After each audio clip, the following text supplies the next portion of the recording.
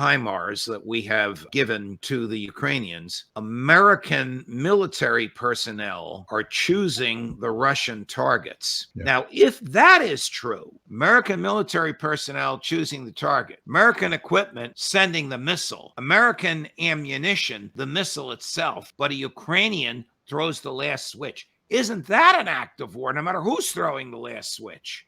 Judge, I'm going to hit you with something even worse than that, because what we now know is that every target that the HIMARS hits is picked by the United States. That means that there is a chain of command of personnel wearing the uniform of the United States involved in that. And here's the kicker.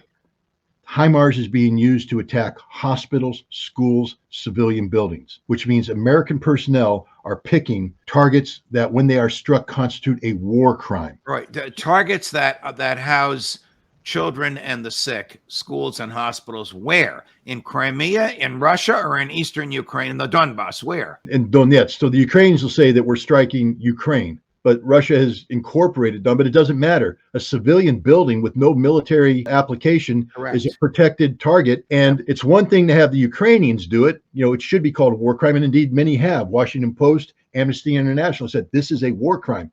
But now we have American soldiers involved in the targeting, which makes Americans complicit in the crime. The thing is, this is not just a military thing. This is political, because now we're involved in war crimes, which tells me that Jake Sullivan has to be involved, has to be knowledgeable of this, and is briefing the president, because that's his job as a national security advisor, is to make sure the president's informed of anything that might blow up in their face and he's not taken by surprise. And the fact that the president continues to allow this is a shock, because this is a report that came out in the New York Times, not a friend of Russia, by the way. The New York Times is reporting clearly that every HIMARS strike has American fingerprints on it.